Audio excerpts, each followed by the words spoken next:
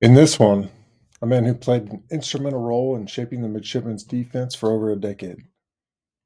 I'm talking about no one else than Buddy Green. Buddy spent an impressive 14 seasons at the Naval Academy, never losing the Army. Under his guidance, the Navy's defense became a cornerstone of the team's success, getting Navy back on the map. It turns out he and I have a shared love for beating Air Force. Um, Buddy's influence in football stretches far beyond Annapolis. He's a proud alumnus of NC State, where he was a two-sport athlete in football and baseball. His coaching journey has taken him from NC State to LSU, Southern University, VMI, Auburn, and was a head coach of Tennessee Chattanooga, where he helped develop future NFL star Terrell Owens. What a great day at Navy. I can tell you firsthand that his impact on the field and the locker room is something special. Today, we dive into his experiences, his coaching philosophy, some of the most memorable moments in his career.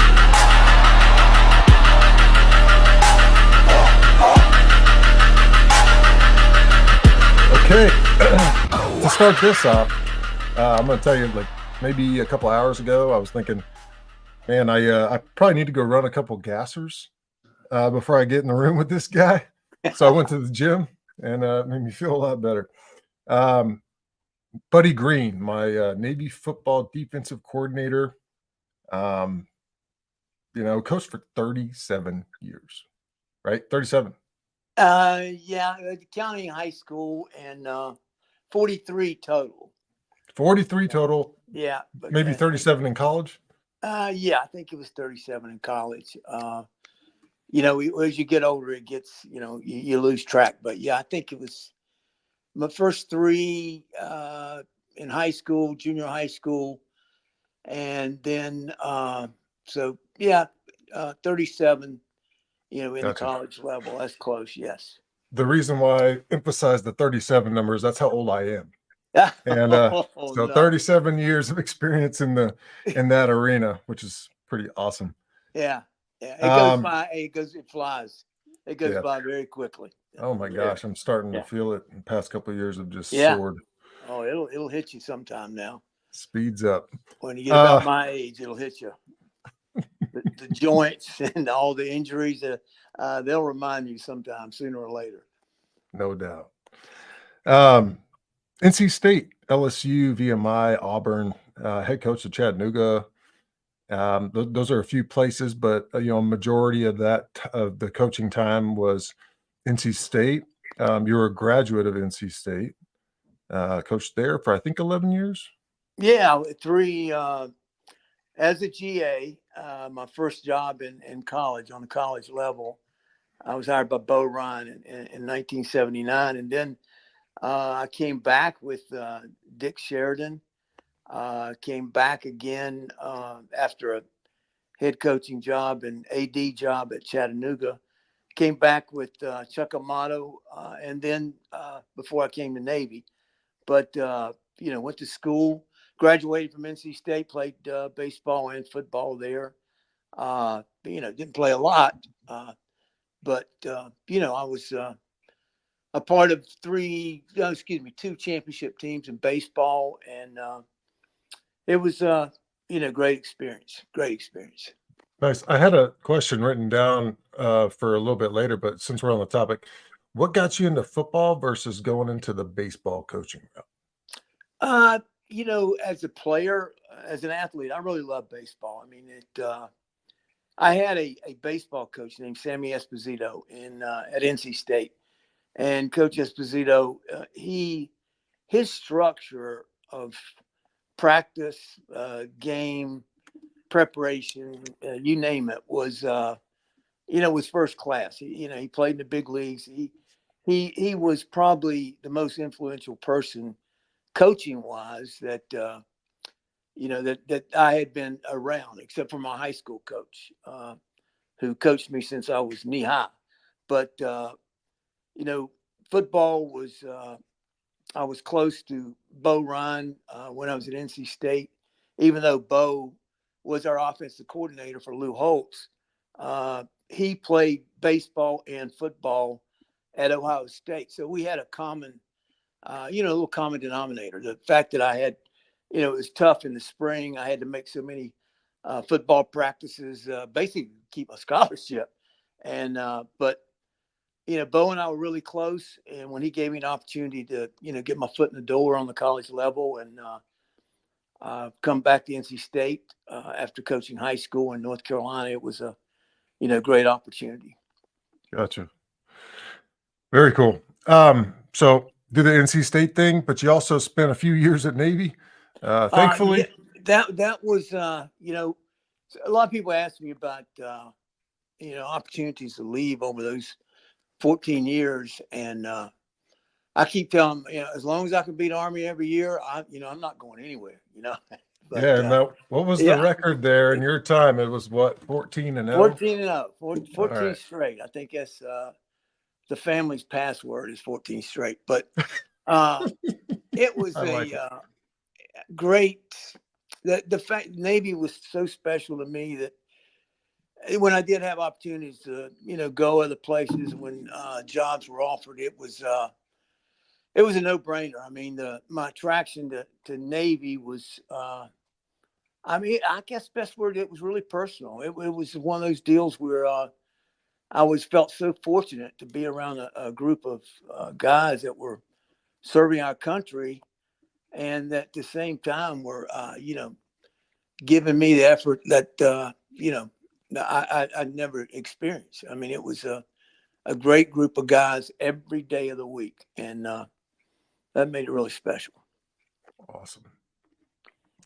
So not only 14-0 against Army, 12 bowl games, 10 Commander-in-Chief trophies, and 110 to 56 record in your time there. It may have been it may have been 13 straight. It was 13 and 14. 13 straight?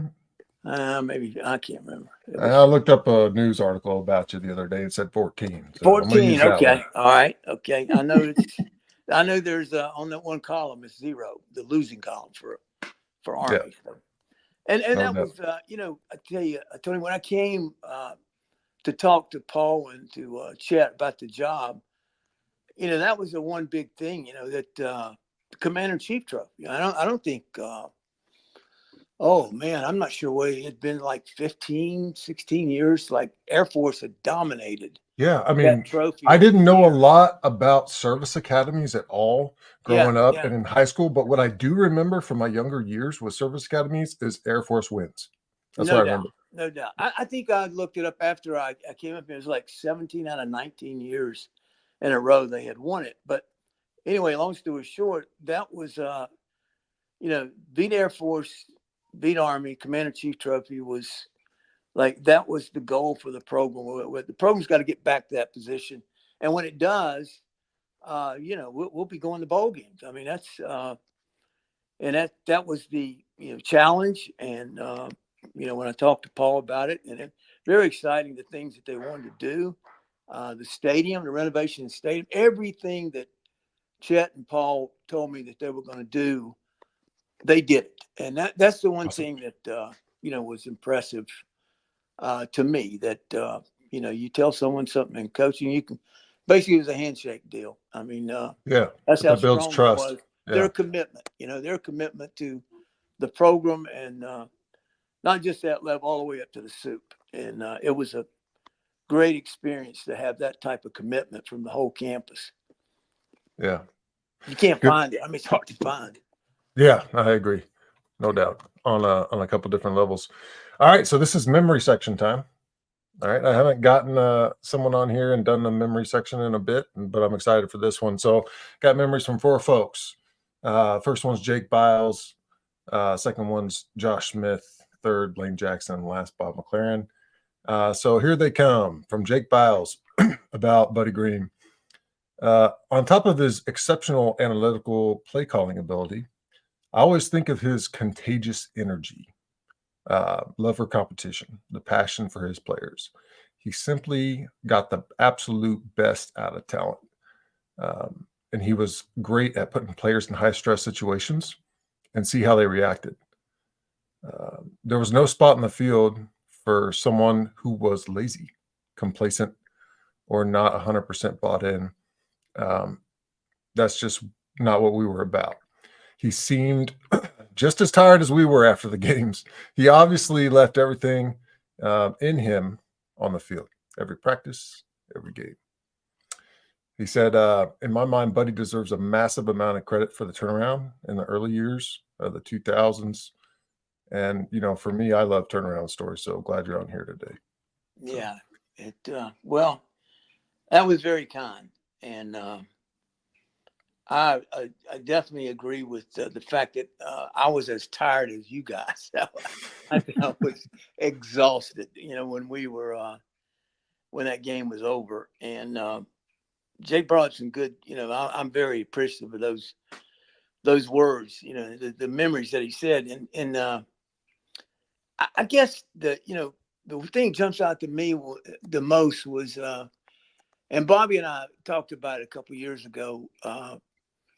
That first year we had fourth quarters, and we were out there at 5:00 in the morning, 5:30 in the morning. It was snow on the ground, and the plows had pushed the snow and ice to the side, and we had fourth quarter workouts. And Bobby told me later, and not just Bobby, but some other guys said, we looked at you guys and thought you were nuts. I'm, talking about me and the rest of the coaching staff to be out there and demanding the things. I can remember the most is, whatever we tried to do, you guys did it. I mean, and, once you were on board with what we were trying to accomplish, man, it was, Lights out. there was no turning back on what we could do. That's the way we felt. And we and you guys, we found a group that maybe in the past there were some excuses of why you didn't win or why you didn't do this, why you didn't do that. But the group that we found when I came in there, I found a group of guys on defense that, they were hungry. I mean, they were hungry. I mean, I used to tell them, and I think you probably remember this, I always told you guys we had to play with one screw loose up top, when we took the field and going 100 miles an hour, but, with discipline. And there were a couple of times there, I think I told you pregame that we had to play with two screws loose instead of one and just, 100 miles an hour. But the effort, every coach wants effort, and the type of effort that you guys gave us when we came there was, knock on wood, I knew we had a chance to do something special that hadn't been done at Navy before. And that was what's so much fun. I mean, going to that first bowl game, the bowl games that followed, the first time beating Air Force and then going 7 straight against Air Force. And, it was a lot of fun. Yeah. I definitely resonate with the one screw loose thing, because sometimes I'm thinking like I'm really passionate about this thing, like this podcast being one of them, and then I'm thinking, well, is it really that important? Yeah, it's important, like, or what, with whatever it is for you, Yeah, and that's right. football That's at that exactly right. time for us was that way. And all these memory guys, they were a bit of mentors for our class, the younger class. And so that was number one. So here comes the second one, Josh Smith. Josh. He said, I made a bet with Buddy that if we beat Notre Dame, he had to quit dipping. Yeah. Unfortunately, they beat us on the last second field goal my junior year. Yeah. You could always tell how pissed he was by how far the visor went and if he kicked it. Oh, Josh. Oh, well, let me tell you about Josh. Here we go. First time we beat Air Force over in RFK Stadium. I think that new stadium, I'm not sure that stadium's still there or not. I got to get a new stadium, I guess. But anyway, we beat Air Force in D.C., and it's the first time they'd beaten them in, years, I guess. Many, many years. Josh was injured. And he lost a boy. Yeah, how about that? And we had to fight him. He was going back in the ball game, and he did. And I'm fine, coach, I'm fine. Trainers, I'm fine. Doctors, I'm fine. I feel, I'm good. And then after the game, we found out that, he had a serious little injury. He was he's incredible. I mean, I'll never forget that day over there. And I was like, whoa, what? And when they said, we're taking him straight to the hospital. But those are the kind of, Josh was, he was one of those kind of guys that he didn't have to say a whole lot for you to follow him now. I'm talking about this as a player. I mean, he as a teammate, he didn't have to say a whole lot because his effort. Actions speak louder than words. Exactly right. Yep. Exactly right. His actions speak louder than any kind of words you could ever dream to tell anybody. And I know he's a great leader in the force and service and everything he did outside of football, family wise. But he had that kind of type of effort and type of chip on his shoulder that, hey, you may not see him coming, but he's going to get you. And he was always prepared. He was one step. I'll never forget the scouts came in and timed you guys. And, we didn't have too many. We didn't have like 30, 32 guys show up to from the NFL to time us in the 40. But a couple of the loyal guys would come, every year. And I'll never forget them timing Josh and guy I've known for a long time. And they came to time Josh because they loved him. And he showed me a stopwatch. He said, "Can this be right?" And I'm like, "Yeah, that's pretty close. That's pretty much what he would run in a 40, but he plays much, much faster than what you got on that clock." And that's no wasted steps. That's exactly right. Exactly right. And he was always where he's supposed to be, one step ahead of you. And if you got him once, you're not gonna fool him that second time. He was ready to play his position. But man, I tell you, he was something. He was one of our first, I think. Maybe one of the first All-Americans that we had on that during that time. But man, he led through just a quiet type of leadership that you would want. For many guys to step out there on the field for you. Gotcha. Good stuff. I mean, the 2003 Air Force game comes up in Lane's memories as well. You talk about turnaround, and you're hitting on that. So Lane Jackson's the next one. He said, Buddy Green taught us the number one fundamental of defense was effort, and he accepted nothing less than 100%. In fourth quarter drills, everyone knew they had to find something extra when they got to his station. He coached us to finish, and there's a theme here too. Everything in football is teachable right up to the moment that decides if you're either going to make the play or miss it. That moment has to come from within. Coach understood that and drove it home. He taught the fundamental and discipline, to put you in a position to make a play. It didn't stop there. He made sure that you knew that finishing effort came down to you. I remember he had us so dialed in for the 2003 Air Force game, the first time we beat them in 7 years, and a game that really marked the beginning of a turnaround. Eye discipline was the focus for that week. It remains the focus of mine as I coach today. Everything that I do as a coach is trying to emulate Coach Green. He's truly one of the greats. Wow. Oh man, that was about chokes me right there.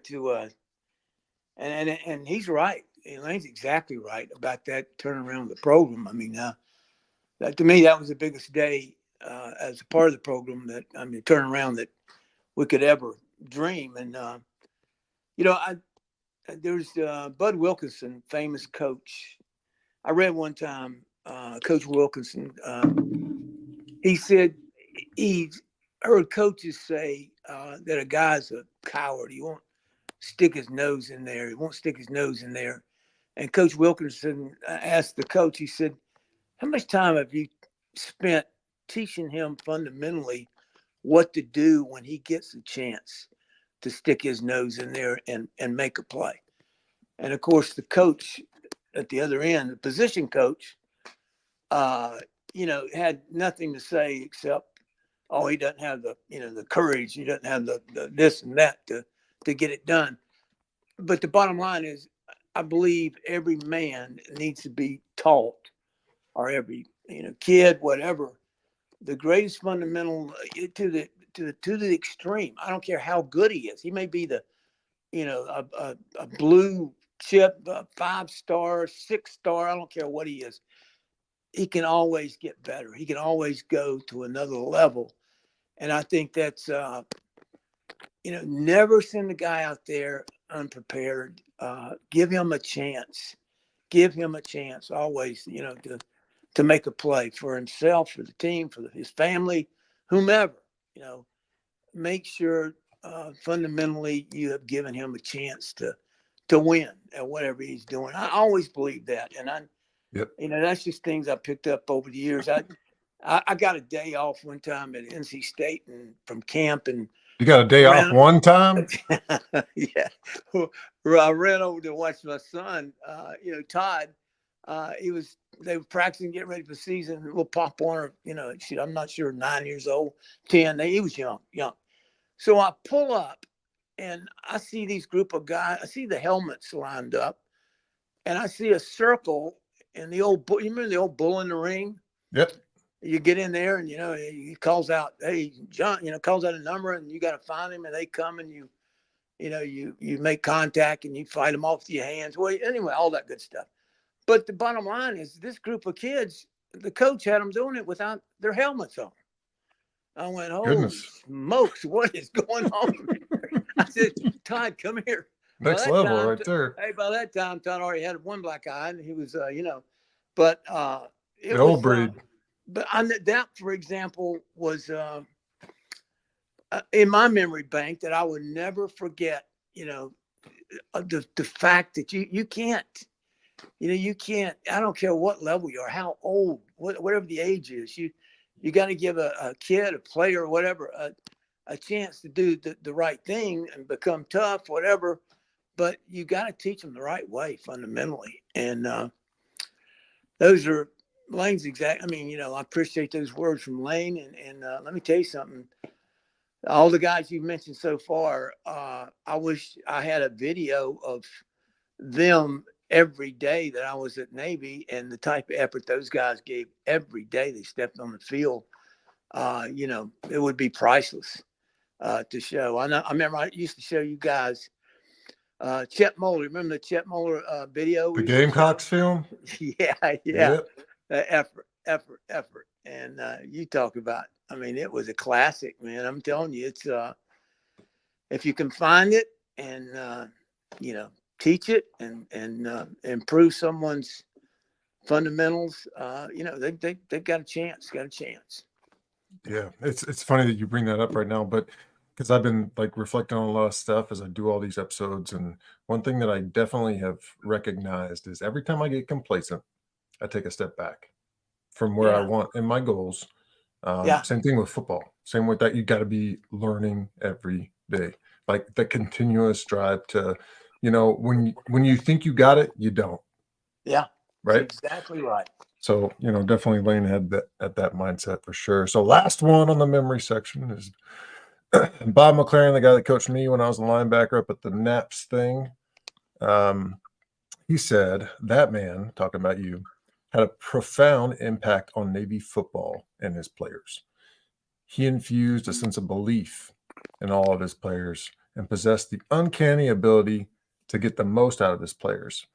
I'm going to pause right there because I also thought the same thing and how good Buddy Green was at identifying one, young talent, and then getting that young talent up to speed really quickly. I think of Jeremy Miles. I think of Keetrick Buffin. I think of Emmett Merchant, Eric Edwards, Wyatt Middleton, just through my time. Yeah. On how you were able to do that. So hopefully we get into that a little bit more on what's your secret sauce on that. But the rest of what Bob had to say, his impact on me and my life as one of his players has been immeasurable. And the words finish echoes in my head to this day. Five Star Heart, which is his organization, has a scholarship named after him called the Finnish Scholarship. Yeah, that's you trying to choke me up, man, this morning. Oh, We're having some fun. I go, the Bobby and all those guys you mentioned, Lane and Josh and Jake, all the guys that you've mentioned so far are just incredible young men. But Bobby, Bobby,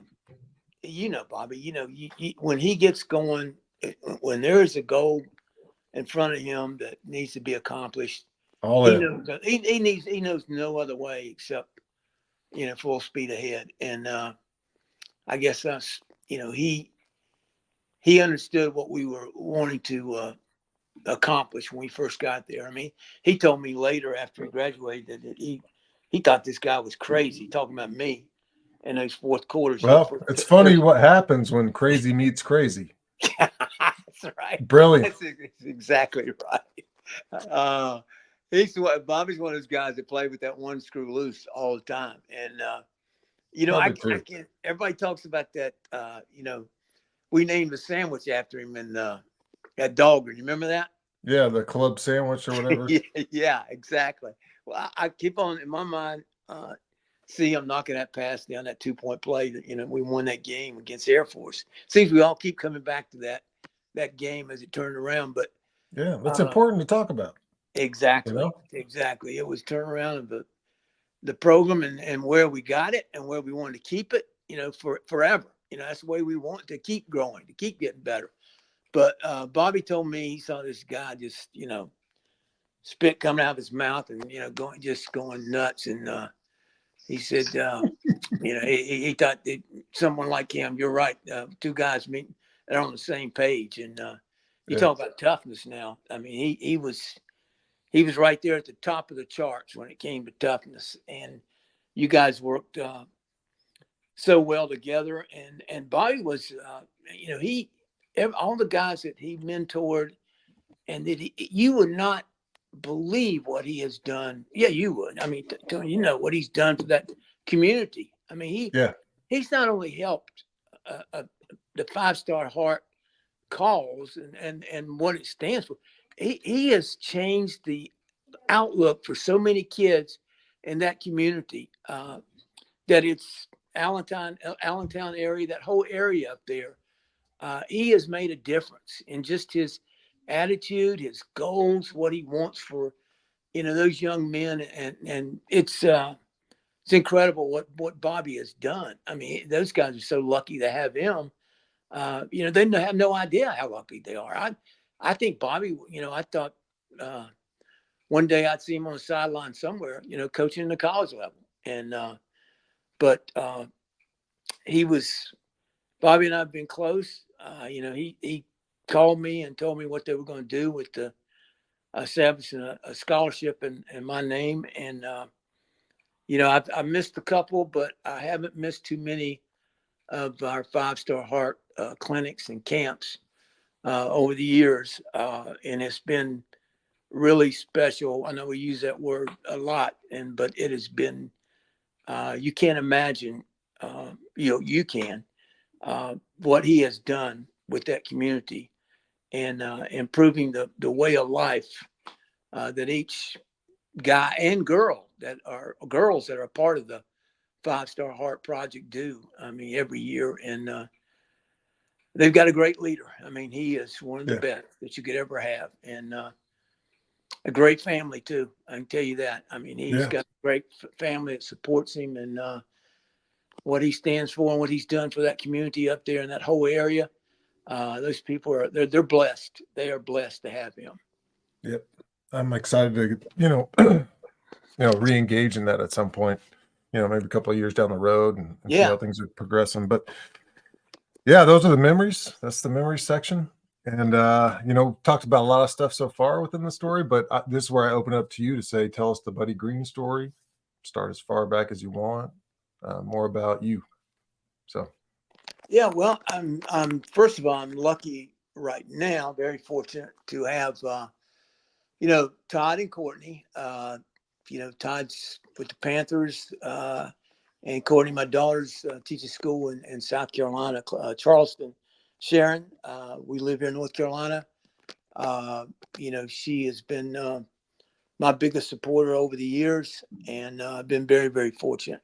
And 4 grandkids, and they all are playing baseball, football, softball, something. But they're I've had the opportunity to go see them play here the last couple of years and be a part of that, sports-minded progress. But my story is, I grew up right across the street from a baseball, football field where the guy that was my high school coach in football and baseball and basketball was basically started coaching me when I was about 5 years old. I mean, I hung around that baseball field, forever until he told me to, I was too small to be a part of it. But that's where my roots started with a guy named Dick Thompson, who I admired and, he's the first guy that, I'd go as a high school kid, I'd go to his house on Thursday nights and the other quarterbacks. So we would have a quarterback meetings, and he had an old 8mm. Wait, so film. you're a quarterback? Yeah, quarterback in high school. Oh, yeah. okay. And I went to NC State as a quarterback, but got bumped to DB. And but anyway, Coach Thompson, I have never seen, and you, Tony, you know this, how I am about writing things down. I mean, Coach Thompson had this book of notes that he had on the opponent, that we're playing tomorrow night on Friday night football, and that really, just amazed me. I never even, he had this handwritten notes, and we would look at them, and then we'd look at the film together, and that type of preparation, I'm not sure other high school coaches did that back in the day, that far back. Yeah. I mean, we didn't have 16mm film yet. We were 8mm. But he found a way to, just simplify the game, make things better, easier, and get our eyes in the right place. Like Lane said, have your eyes in the right place as a quarterback or whatever position you play. Figuring out what those keys are, what the triggers are, what the tendencies are. Yeah. Exactly. That's exactly right. But that, was kind of my roots. I played ball. I didn't, I'm the kids today. I listen to my grandkids. I'll tell them that, hey, you guys know I went to the beach until I was in college, and they'll go, what? Pop, what the heck? What are you talking about?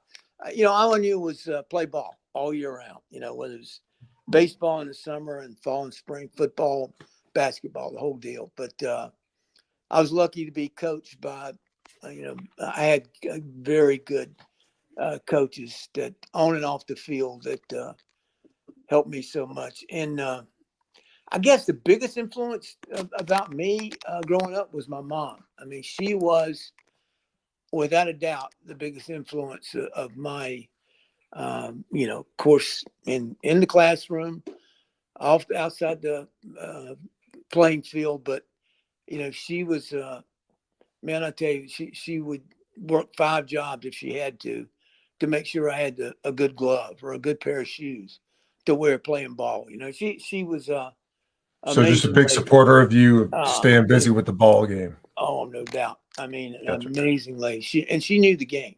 She was all state in basketball in her day, but she knew the game now, and she knew it really well. And she always called and wished me good luck on Friday night before the game, our Saturday games. And but and that's pretty much, I went to NC State after, high school and played football and baseball.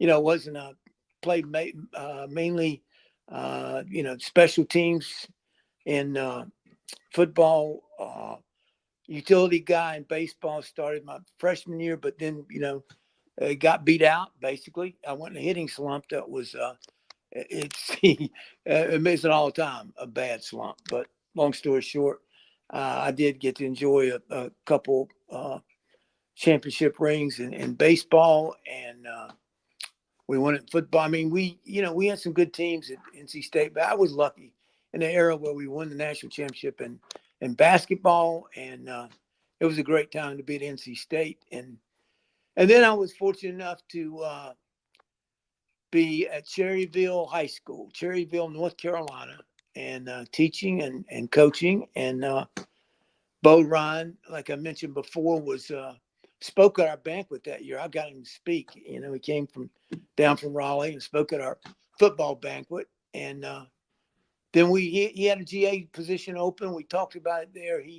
And you're gonna like this one. He said, "I'm going to send you our 11 games from last year, and I'm going to give you a instructional, sheet to diagrams the way we call our defense, the way we call our offense. And I want you to take these 11 games and break them down and get them back to me on Monday." And this was he's going to give me the weekend to break down 11 games. And long story short, I drove them up to Raleigh from Cherryville, which was about a 3-hour drive. And that was my interview. It was here, break these films down. Here's the way we want them broken down and see it. And he was testing me to see if I understood the game. And Sharon, to this day. Not only that, though, it's probably like, the effort component to it, Exactly. Short timeline. Yeah. Exactly. And Todd was just, Sharon can remember, him laying on my chest as I was about half asleep with the clicker in my hand, on the bed, trying to get finished, and I know how important. So that's where finish came from. That's it, my man. That's where it started. I got to get this thing, and not only finished, but you got to make sure it's done the right way, or you don't flunk the test.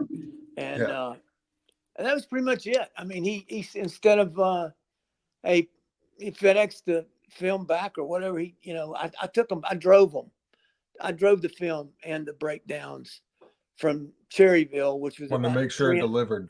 That's right. I no took excuses. Straight to Raleigh, and here it is, Coach.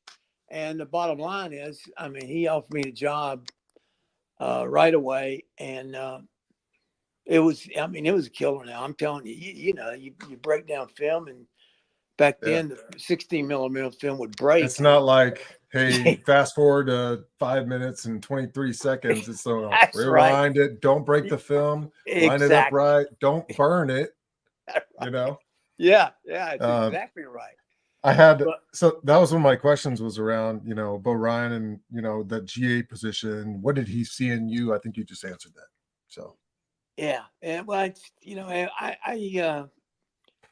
you later say to yourself, that was a heck of a test, instead of sitting down with me and putting me on the board and sitting around and talking ball for, hours or whatever. I said, hey, let's see what you know about the game. And didn't really realize it at the time, but it was pretty neat deal.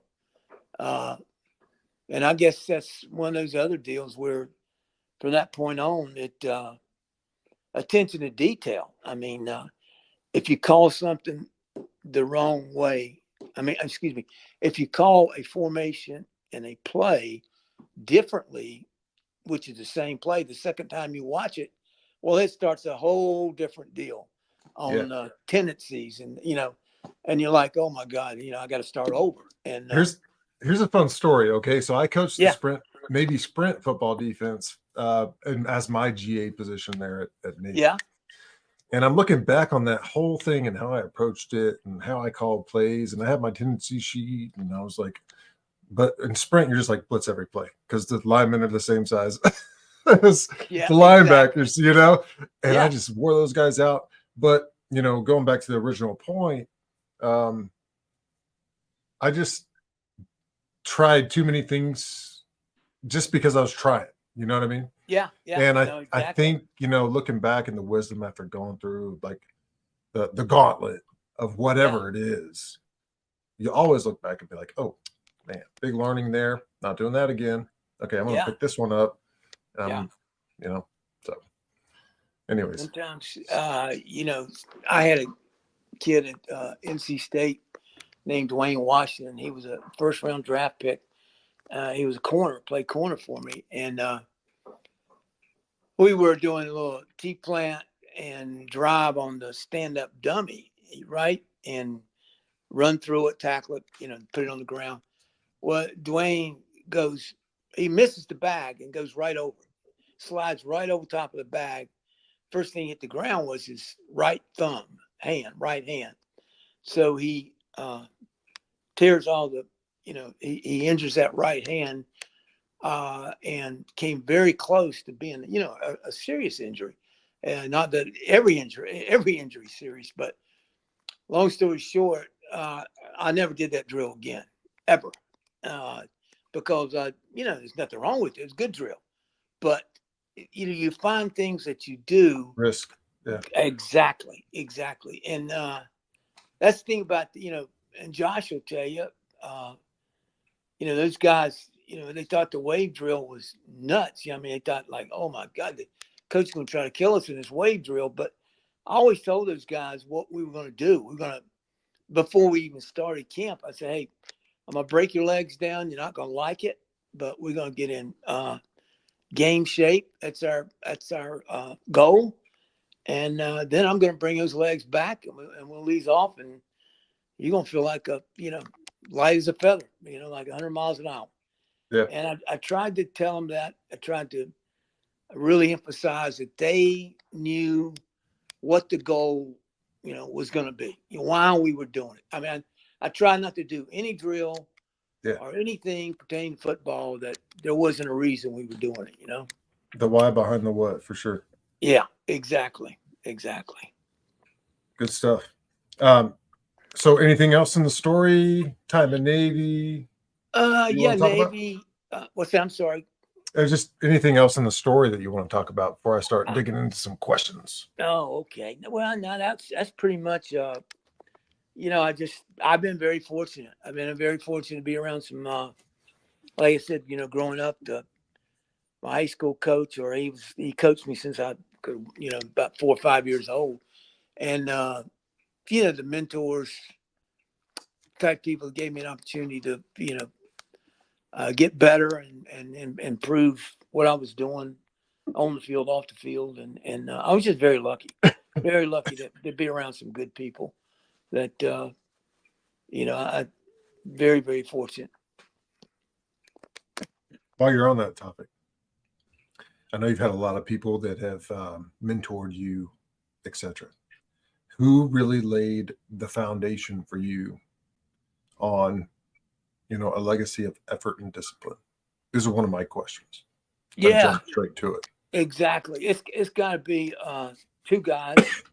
I think I may have already mentioned Coach Thompson, Dick Thompson, who was my coach in high school and actually junior high and go all the way till I graduated from high school.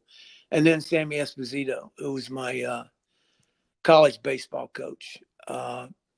You talk about the guidelines for fundamentals and discipline. I'm telling you that Coach Esposito, I'm speaking about, as a team, he made things so tough on you in practice that a game was a walk in the park. I mean, it was a piece of cake.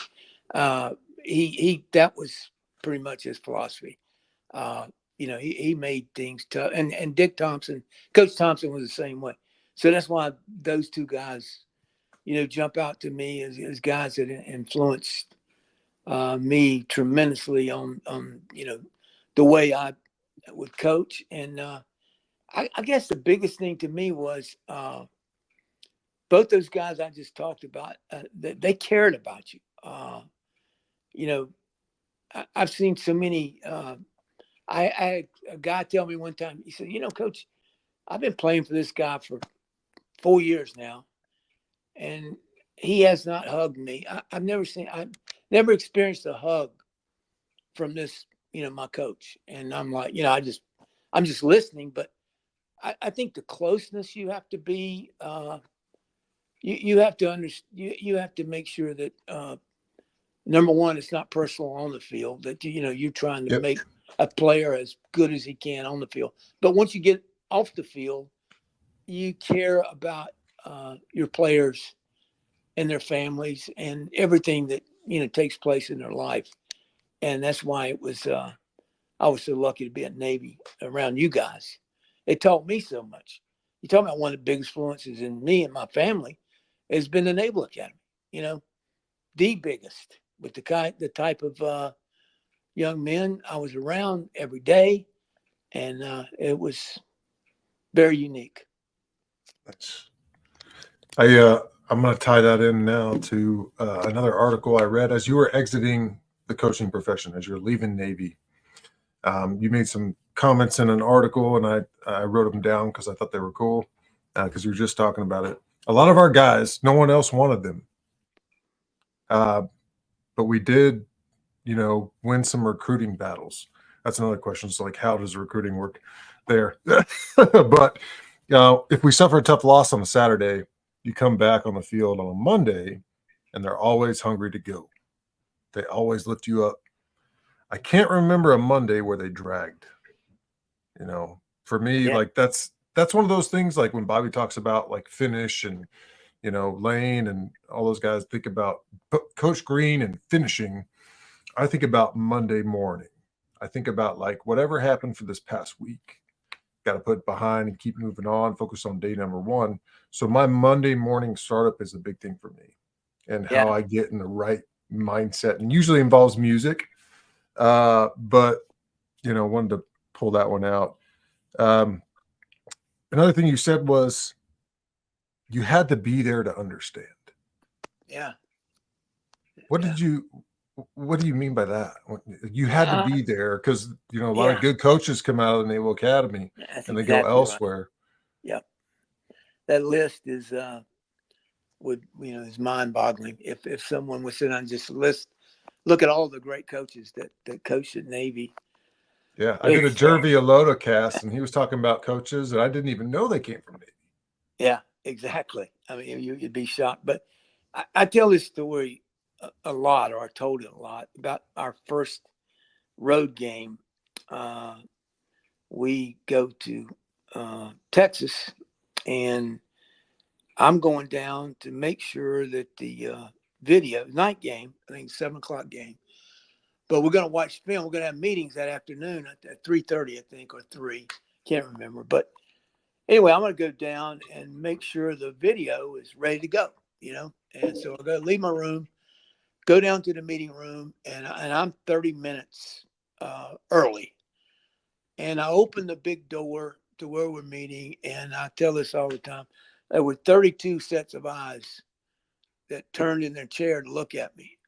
And I'm going, holy shit. I'm going, whoa. The long story short, they were every player on defense was there waiting on me 30 minutes early. They already had you guys already had the film going, and you were watching, the video for, the game that night. And I'm just now opening the door to come in, and I'm thinking I'm early. But that I do remember you always being early, so maybe that's where it came from. Yeah, you got it. You got it.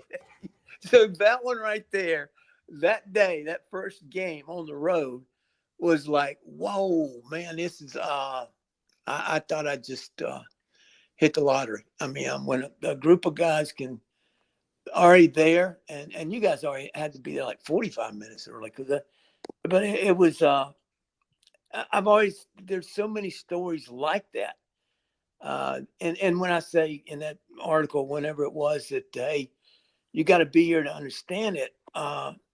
There's so many little things that you guys went through when you were, at the academy that other people would shake their head and say, no. They didn't stay up all night and, 4 nights in a row and study for midterms and boom, go out and fly out and, be the Air Force out there and come back. No, you didn't do that. And I think maybe 4 years ago, maybe 5 years ago is when my body told me how to sleep. I was like, you got to sleep now. Okay. Yeah, it's like your time's up. I'm still trying. I got you. I'm still trying. But you guys were,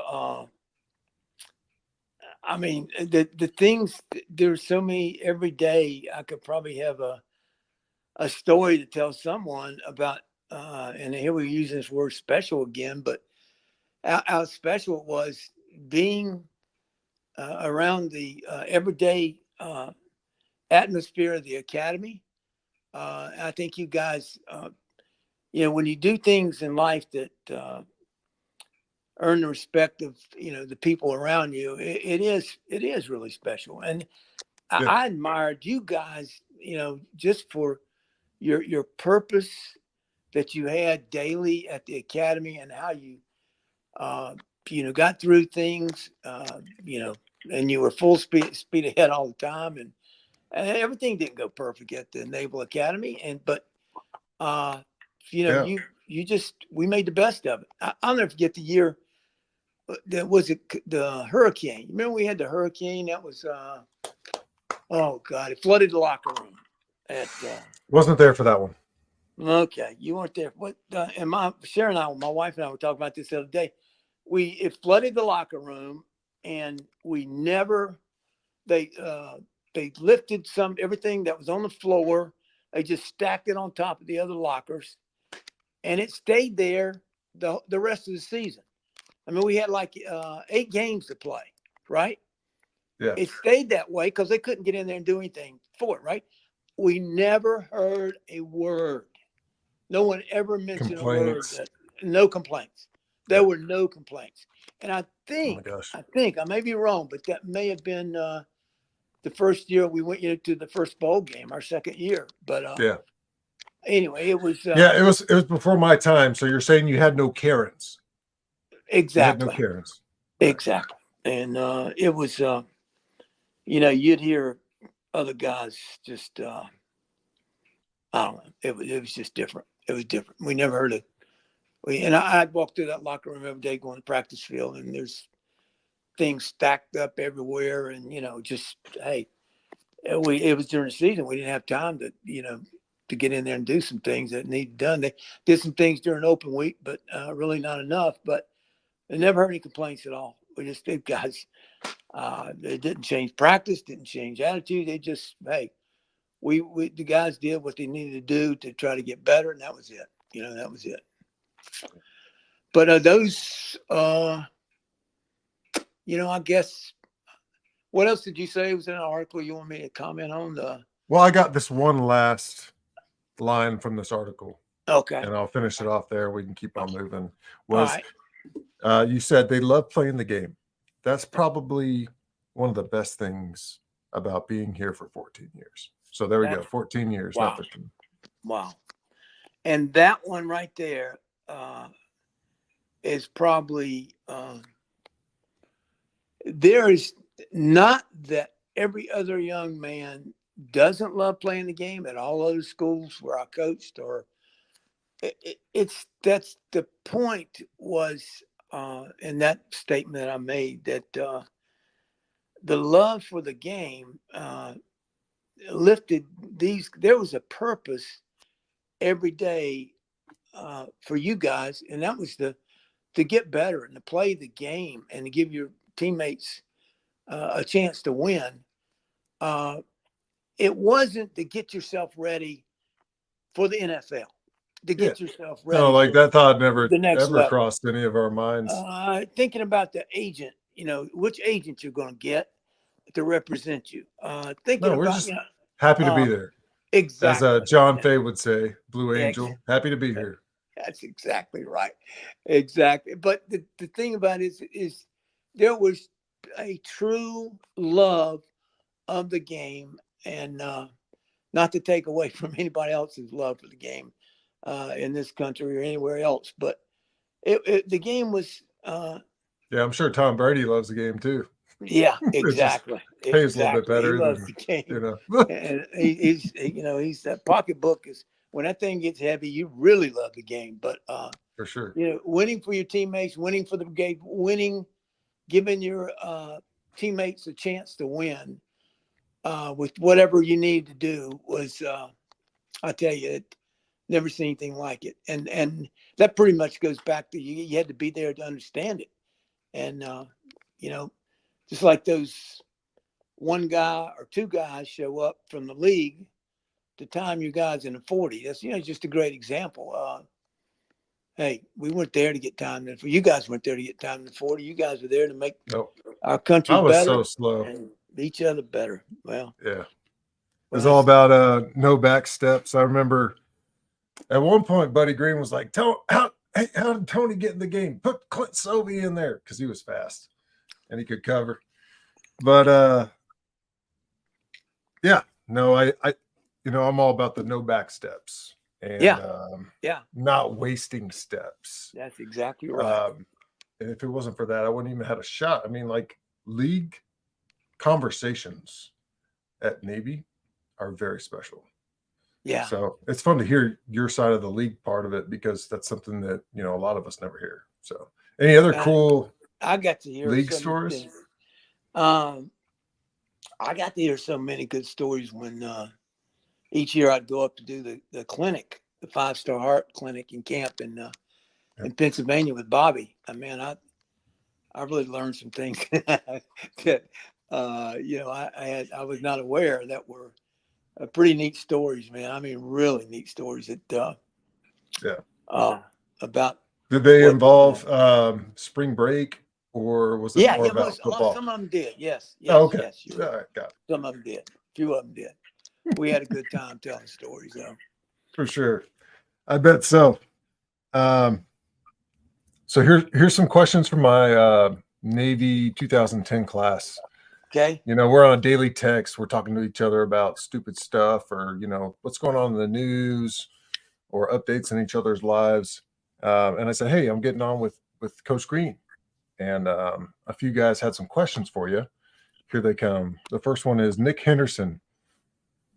Would you be able to coach in today's environment?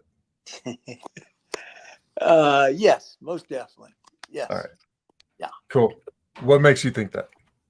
It's, coaching the game is no different. You watch the preseason games last night and or you watch any level of competition, college, pro, Pop Warner, there is a need for guys that can help someone get better. And I think the whole key for having a chance to win as a team and the whole key for a player to have confidence in you as a coach is for you to know what you're doing and give them something that will help them get better. I mean, you and I, and a lot we think about the guys on the pro level. Those guys are looking for that guy that can make them better, can earn them some more money. That you always, and I think that's the key. I mean, if guys can have confidence in you, that you can help them help make them better. And obviously in the end result, your team's going to be better. You can coach at any time, at any level, if you can do that. That's my opinion. It's I'm reading a new book recently. I picked it up. It's called 10 to 25. And I really bought this for my kids. Like for me as a coach for them, the science of motivating young people. And, this is totally sidebar, impromptu of there's a story in there around, a college athlete going to the pros and how their shot in basketball makes them, it's what got them there. It's, what got them to that next level. And how that feedback goes with the really good coaches on understanding the motivation around, social status and respect and how you get into that, raise their level without compromising a couple of those things. Right. I thought that, it was really interesting for me to read that because it's very, very true. And there's no doubt. It's a great point and an interesting read for sure. Yeah. I'm trying to What was your key to doing that? Because you did that with a lot of folks. You know, I named some names earlier. Jeremy Miles went to the NFL. He was a Naps guy with me. Spent a Yeah. couple of years there at Navy before he went on to do other things. You know, Keetrich Buffett, Emmett Merchant, you know, Edwards, Middleton. When you I coach think someone I like think that, it's I think it has a lot to do with the guys that I mentioned earlier that coached me. You know, when I was a kid, or when I was in Pop Warner or high school, the guys that influenced me tremendously, that carried on to what I did. And you know, I had one coach that really didn't care how sick someone was in my family, or whether my dad was dying or what. You know, just business was business with this one yeah. coach I So had. you learned there. And so I've seen both ways. You know what I mean? Yeah. I've seen both ways that people approach the game, that coaches approach the game, and you know, sometimes you got to choose which one you want to be. And I, you know, naturally for me was, you know, I cared about what took place in my players' lives off the field, and you know, Yeah. and their families, and we became close and part of it, and trying to hopefully gain the confidence in you know, the players and family that we were doing the right thing, the best thing for you guys was always one of the most important things for me. Another big name that I left off that list was Drexel King. Oh He's, man, he's Drexel. also got an episode here. Really? So Oh yeah, God, you gotta I gotta explore the listen to it. episodes. You're Oh, gonna for love it. sure, definitely.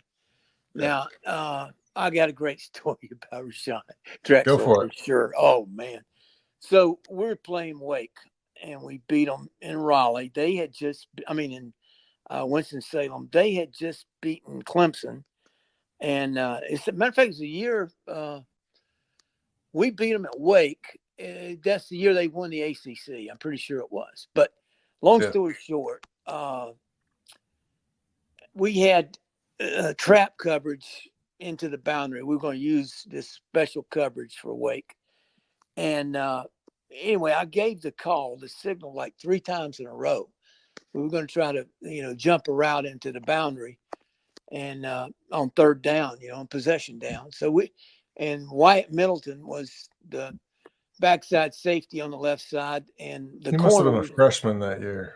I think, probably, yeah, probably so. And Rashawn was, you know, the left corner. And anyway, we don't get it done 3 times in a row. So we come off the field. We get the stop, or they try to field goal, whatever.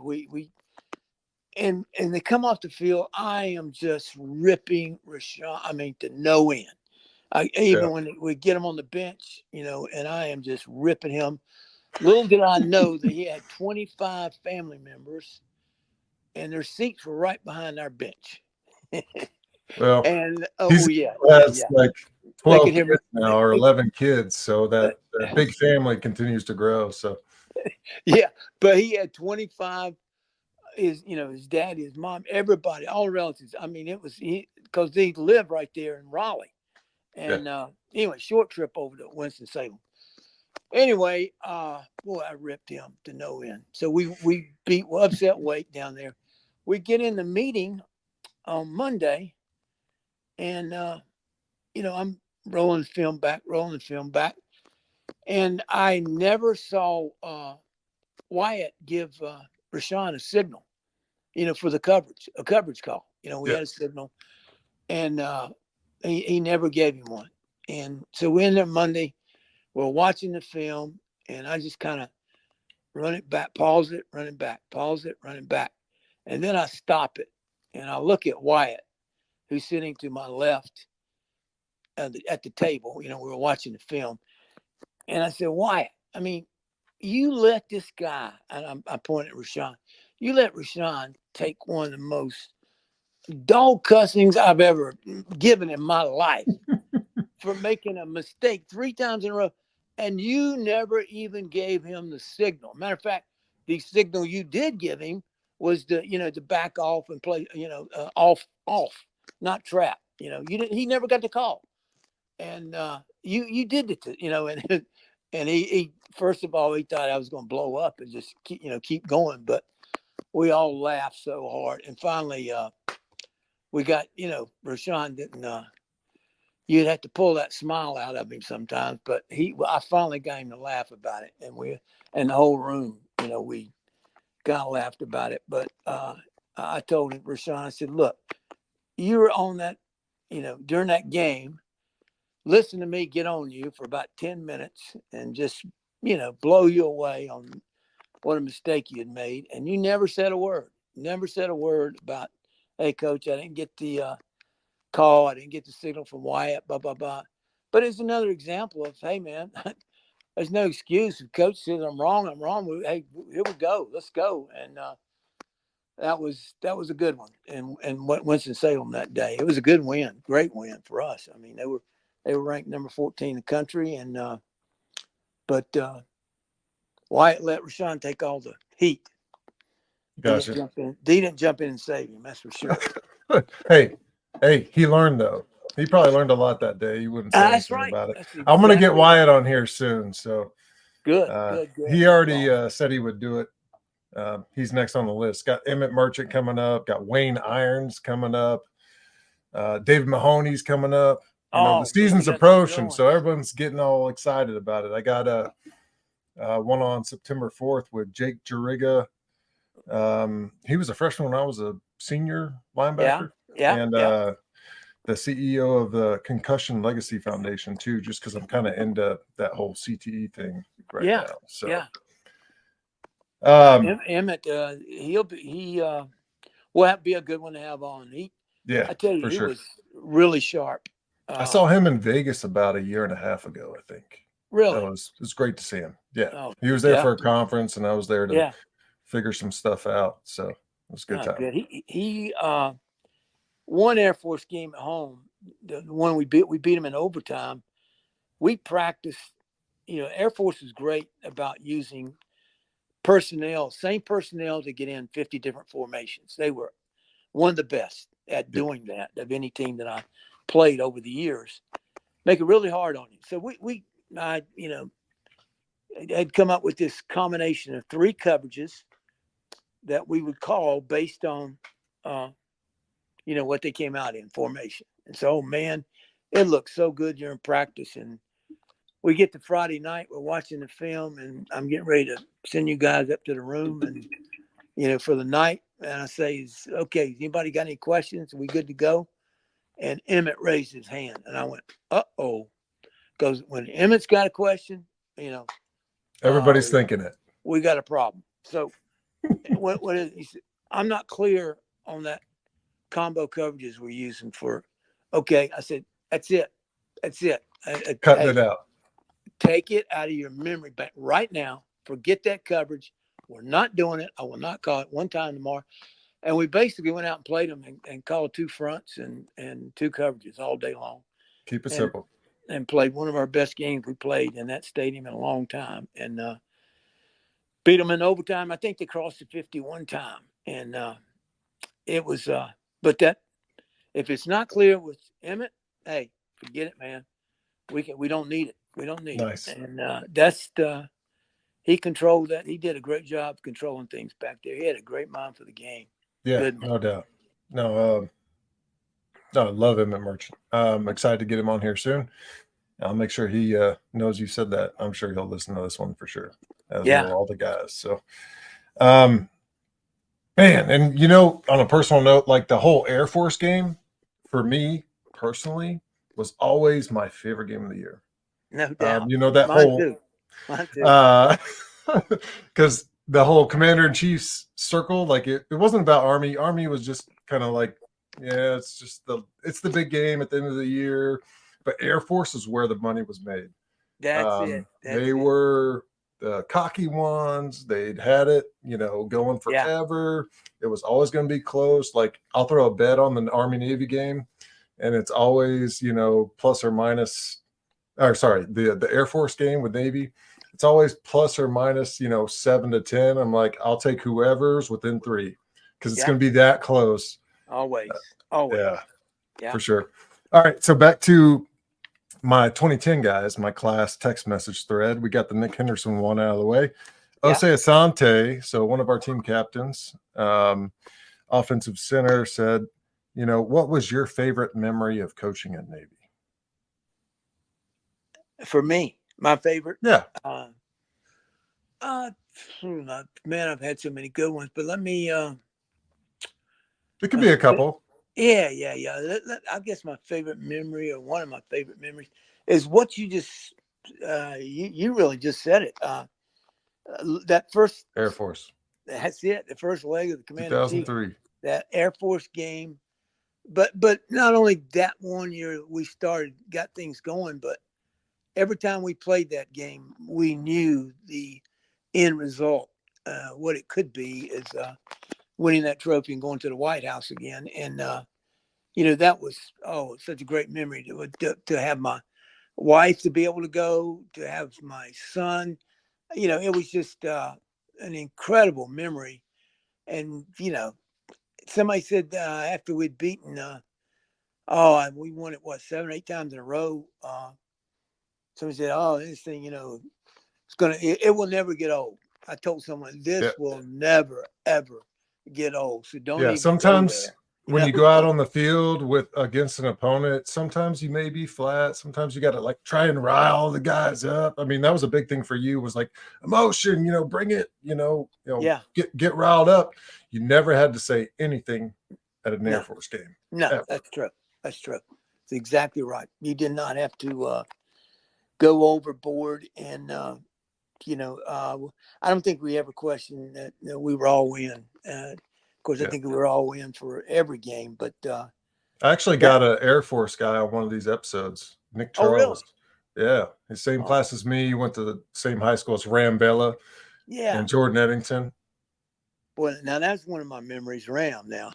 Yeah, he had one of these memories, but I decided not to talk about it because I didn't want to, go there. But no, he's definitely engaged in this.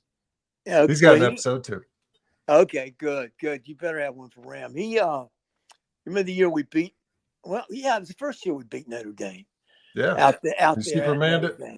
Yeah. But before that play, he had one earlier in the game where he got clean. I called a blitz off the weak side, and he was clean as a whistle and missed the tackle. I missed the sack.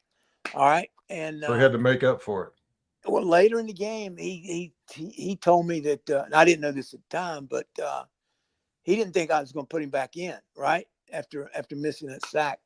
But man, I'll tell you, that effort in that game, and then when he was airborne to make that sack, it's just another one of those, stories, special stories that you talking about memories. There's one. Yeah, all it takes is one little chip. Yeah, exactly. And that's beating also them out there for the first time. I remember Paul. People used to same question every year. What do you think? They beat y'all 42 times. They beat y'all 43 times in a row, or 40, whatever. And our answer and Paul's answer was, "Hey, we weren't here. We just got here. We weren't here those other 43 times." But I like it. The first time we beat Notre Dame at Notre Dame. We stopped them, and I don't know if you remember, Blake made the intercept, knocked it down. We got a pass interference call, and had to go again, for the 2-point play. And of course, we stopped them. But the thing that jumps out to me the most about that day, about that first one, was again, we were stepping in territory that they hadn't been in 40-some years. At the alums, everybody that believed in Navy football, they just accepted the fact that sometimes we played really well and we were close, but we couldn't beat them, and we didn't want to accept that mentality, and of course we were fortunate enough to beat them a couple more times. And something as a 2010 classmate and being on the text message thread with all my 2010 guys is I think there's a unanimous decision around the most talented guy in our class is probably Blake Carter.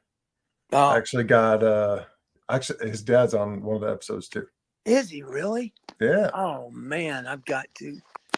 Yeah, it's Blake, good. I'm telling oh, you. You got to catch up on some of those memories while you're driving somewhere. I have to now. I mean, Blake, of course, I say this about so many guys, but I can truly say that Blake's one of those guys that it would make you smile. I guess the best way I can put it was, he every time I was around him, every time we were together, Coach Green had a smile on his face in a way that, he just lit up a room and lit up the meeting and everything around it. And he truly, I miss him so much. It's not even, I can't even put in words how much Yeah, I miss him. good dude for sure. Yes, yes. All right. Next question from that group is Corey Finnerty. So he was an A-back. He was on the offensive side of the ball. Yeah. But he said, what kept you at Navy? You may have answered it a little bit earlier, but I'm going to ask it again. Yeah. I think it's, a lot of things we've been, of course, discussing, but my wife worked at Navy. My son worked at Navy. And of course, I was working at Navy. It felt like it was a family. It felt like a family. Every day that I drove to campus, every day that I was in Annapolis, it felt like I was part of a really unique and very, very close family. And not just my wife and my kids, but every member of our team, our staff, our everything that it was I felt the support, and that's a biggie. I felt that the things that I was told about salary were all done. They made salary wise. I was very, very fortunate to have the type of contract that I was given, and it's just there were so many little things that at the end of the day, if you put everything over here on the right side and then compare what you have on the left side, there was no reason to go anywhere because you're a pretty special place, and all your coaching career, you never realized that there was a place like this.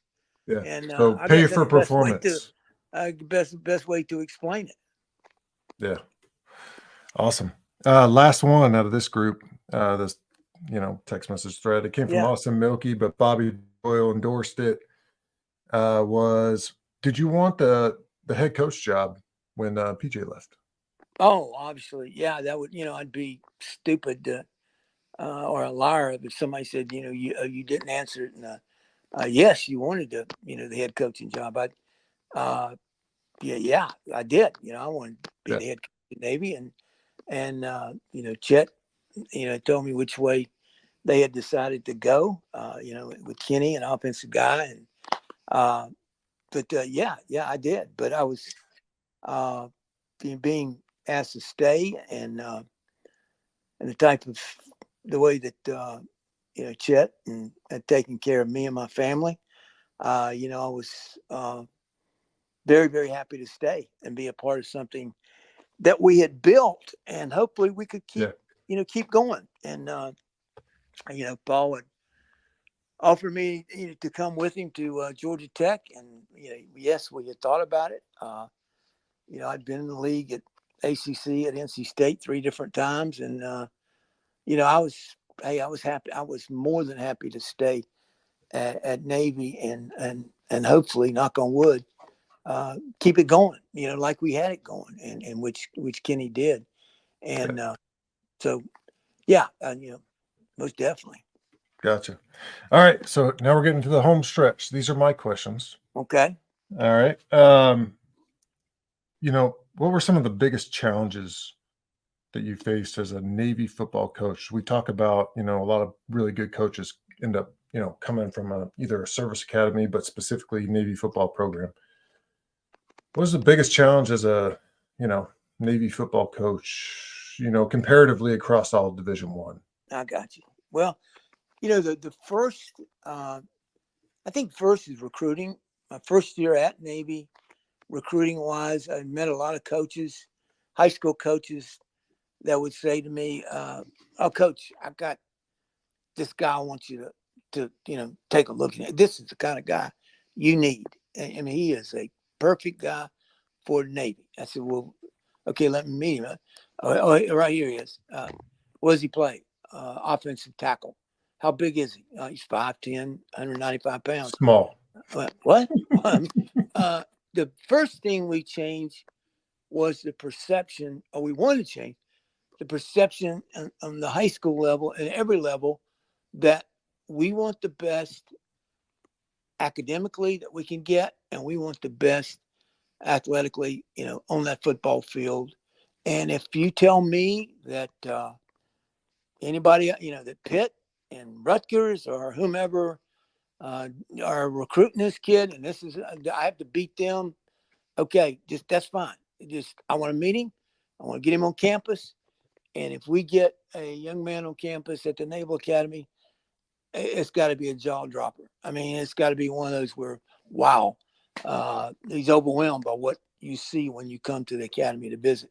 So to me, that was the first challenge we had to overcome, is to change the mentality, perception wise, on the high school level, and coaches that we visited and as we recruited guys. I guess the other thing was, people always said what time wise, it's not the same as other places, other schools. Well, no, it wasn't. But the one thing that, to me, that, and you can verify this a heck of a lot better than I can, is that time management is one of the greatest things that you guys are, it's in your structures and what is taught to you when you were a student, at the academy. And we managed our time pretty dang good. You know what I mean? The hour, remember the hour meeting we used to have at lunch? Yep. 50 minutes, 55. But to me, that was plenty. That was enough, and we would meet special teams right before practice, maybe 30 minutes.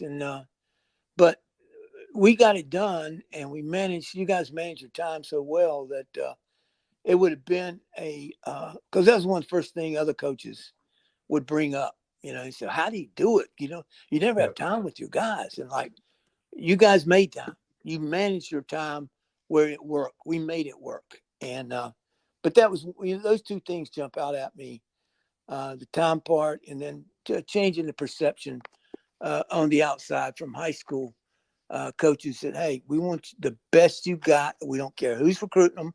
We want to talk to them at Navy, and want to try to get on campus. And when you talk about, one of your high school coaches being, a big influence and mentor for you, I had one too. His name was Jerry Vance in Central Texas.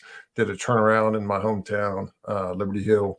And it was like that. It was like, even in high school, it was like, all right, this period's over. I got to get to practice as soon as I can because I only got X amount of minutes to change. And, the offensive coordinator is going to race me to the field. Walker and now his brother's the head coach there. So just throwing it out there. Liberty Hill's a great place for service academy folks because it still runs a lean tee for the offenses. Just a fun memory for me there because with time management, I think that was a big part for me personally. And trying to build the foundation and, all that structure. So thankfully, Navy gave me a shot, and always grateful for that. So, well, that only gave you responded with a great career, and man, I tell you, you've done well for yourself, and you and I both, like we were just talking. I mean, if the experience at the academy is like no other, and the closeness that must be present and is always present at the academy. If you're having a winning program, it influences the entire brigade. I mean, I guess that's the other thing that I really got a kick out of. Not a kick, but really appreciated is that when we won, It seems Things like are better for everybody. the student Yeah, body won. Is that right? Am I was I right or wrong? Is that right? Was I right or wrong? It's no like doubt. we're Made things a all lot easier.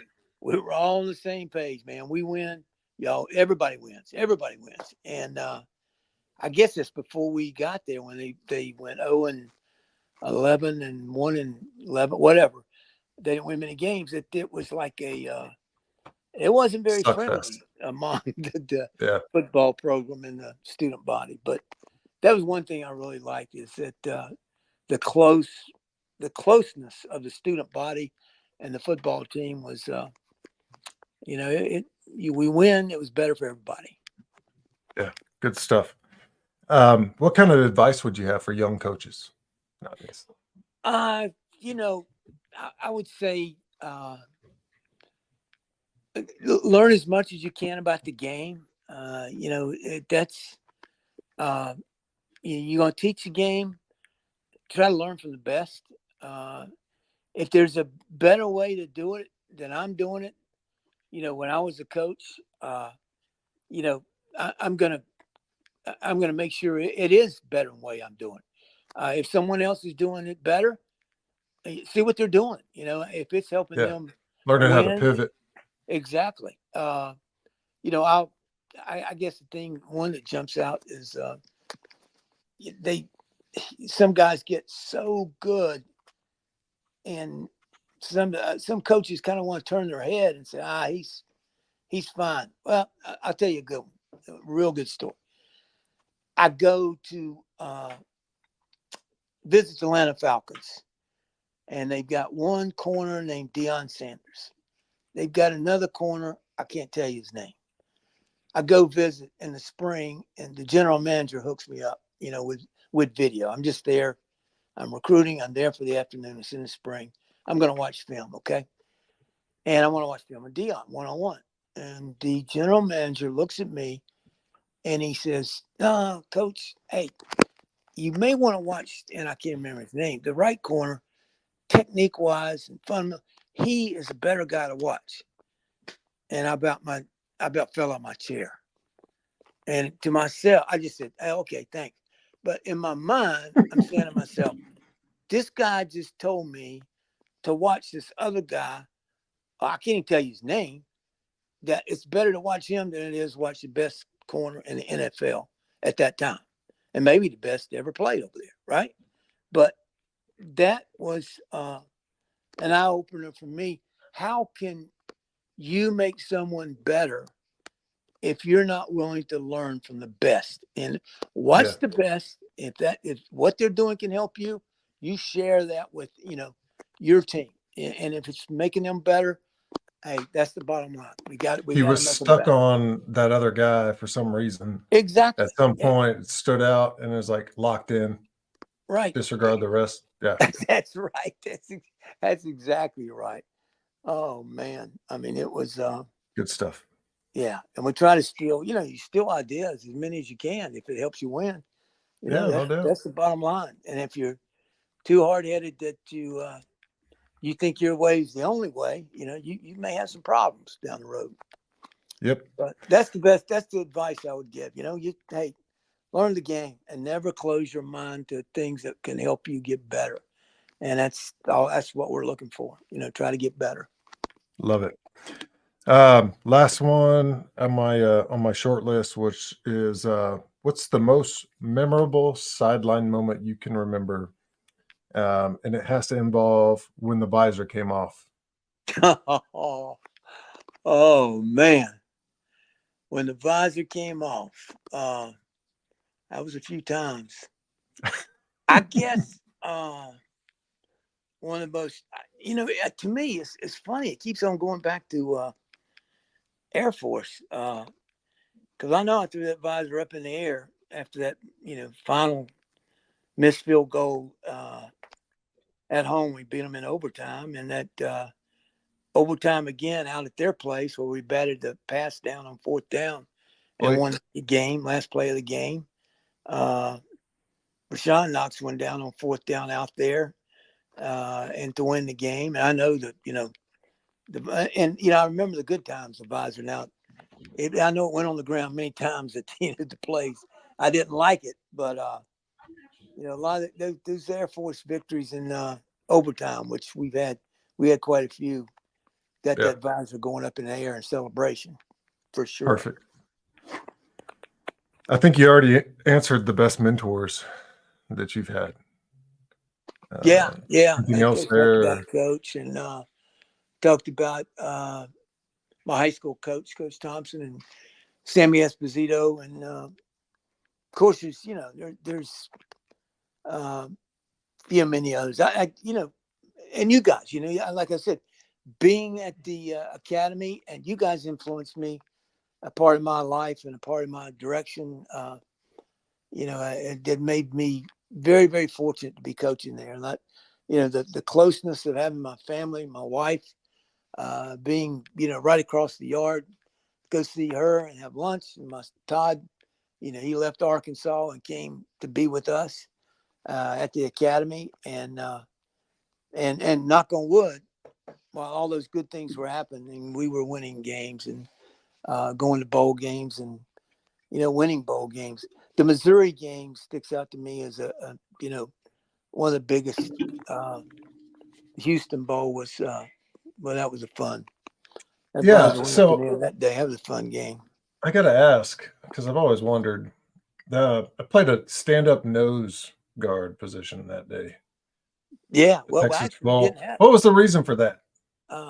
Well, Obviously, they could pass the ball. It's almost yeah, like a nickel type of situation.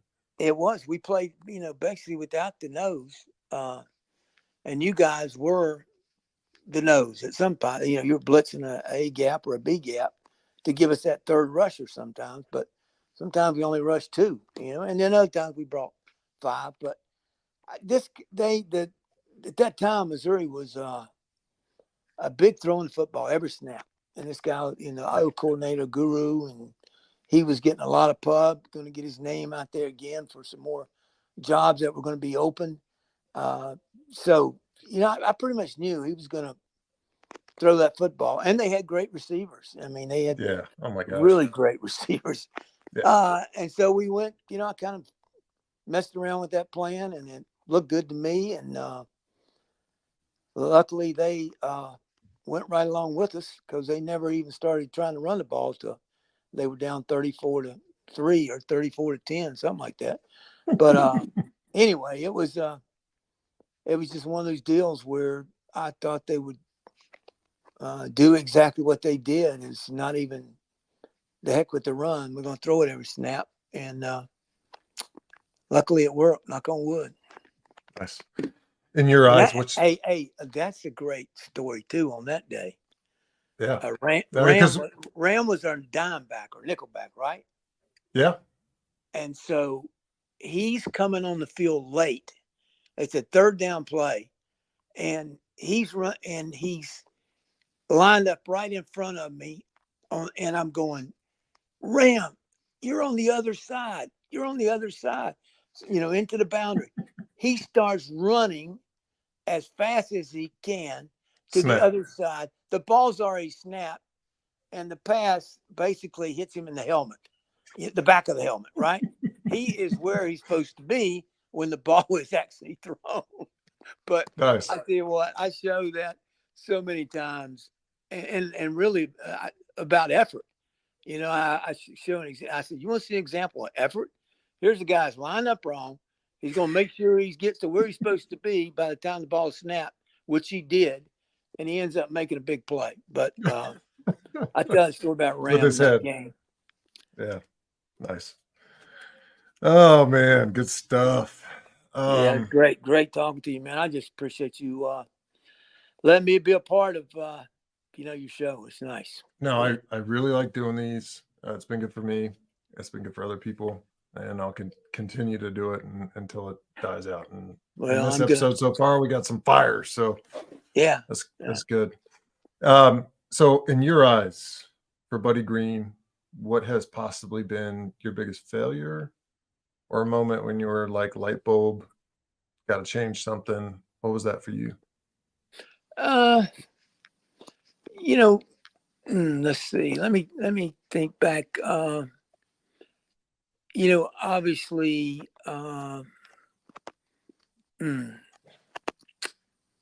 there's the thing that I guess the light bulb changed when you look at the overall, the many years that you've coached and the people that you've been around. I was a head coach for 6 years and AD, athletic director, at the same time, part of those 6 years. And I guess one thing, being a head coach at a D1 program, I definitely, was a disappointment that I didn't reach that goal. One goal I wanted, that I didn't, but at the same time, I was very happy to be in a position I was and sometimes, I wonder about, what, why didn't I, pursue harder the pro level? Knock on wood, my son's coaching with, he's with the Panthers now, and he's been with them. I used to be his 6th year, but going that level, I had some opportunities to talk to some teams over the years, over my coaching years, and but that experience, never did get to enjoy that experience. Do I wish I had? Maybe, but would that outweigh the enjoyment and the opportunity that I had to coach at the Naval Academy, or you name other places? But for one of the most enjoyable places I've ever stepped foot was Annapolis, and Gotcha. it was and maybe maybe I like hard, because they told us we could never win there. They laughed at us. One of our policies, same thing. We first went there, they just kind of laughed at us. People in the coaching profession, you're not gonna win there. Well, you can't play defense there. You can't. That's a career ender. And yeah, that's exactly right. As a career ender. As a matter of fact, a coach told me that when I left to go to Navy. You were getting ready to end your career in coaching. Are you sure? Okay. Yeah, exactly. And it was funny. It was fun making them look like they did not know what they were, and had no clue where we were going to go with the program. And I hope they keep going, man. I just hope it get things turned around and keep rolling, because it's. I got to meet the new defensive coordinator at Bob's last clinic, and good. optimistic. I like what he had to say, and where he was going with things. So we'll see what happens. That's good. I'm glad they went up. I'm glad those coaches are going up to Bobby's deal. I mean, it was a little lapse there, for a while, but that's great that they're going back. That's good. Yeah, seemed like a good guy. We'll see what happens, though. Results. Efforts appreciated, but results matter. That's it. You got it. So leaving coaching, how'd that feel? Now that you're not coaching, what's your favorite part of the season? How's that going? Well, I guess the toughest thing was my sleep habits. I couldn't, for a long time after I retired, I could not get a decent number of hours sleep at night, because I was always at the office early at Navy, and it just kind of, I couldn't get back on a normal person's schedule. That's one. Expending that energy.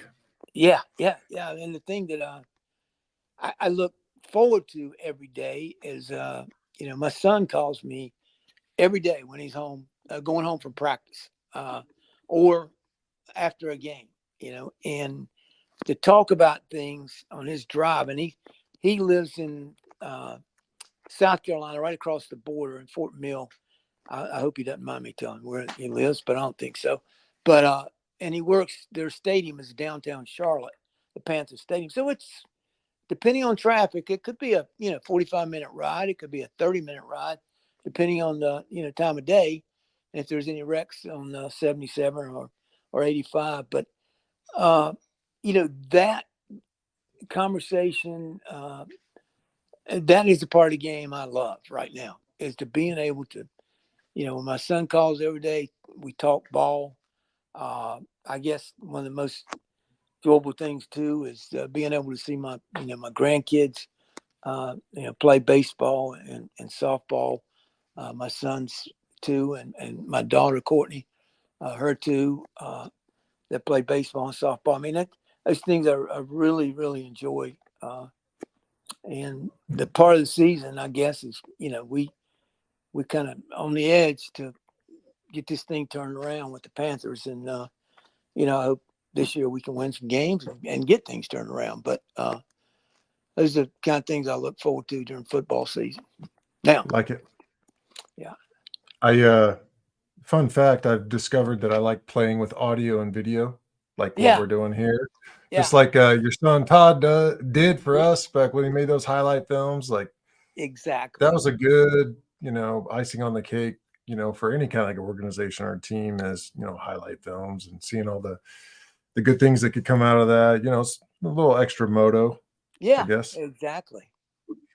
2 more questions. We'll close this thing out. Okay. Last one, or second to last one, I always ask it is, what's the biggest struggle that you're working through today? Because when you share it, it'll hit with someone that you don't even know, and they'll tell you about it later. It happens Right. every time. The biggest what now? What was that? Biggest struggle or opportunity that you're working through today. Yeah. It would probably be having to fight through, old injuries, to enjoy the type of lifestyle you like.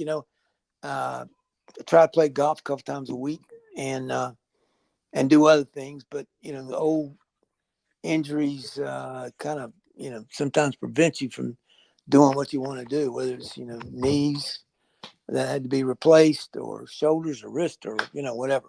Or neck. Neck 3 times on the neck. 3 surgeries. Yeah. And, when I turn my head, if I sit for an Oh. hour straight up, I can turn Yeah. my head to the left and right and crack it every single time. Yeah. My wife Sharon would say that she can hear mine pop like a gun go off when I'm just raised up, getting out of bed. And but the biggest struggle, that is probably the biggest, is health wise. Wanting to do some things that you like to do, but old injuries prevent you from doing those things. And that's one. And you got to say, keep going and just try to enjoy life every day. Live. That's the biggest thing for me is just try to overcome those old injuries and keep doing things. Stay active. That's it. Stay active. Yep. Don't let them. Keep pedaling for sure. Yeah. And I still love to play golf, but I can't hit it out of my shadow now.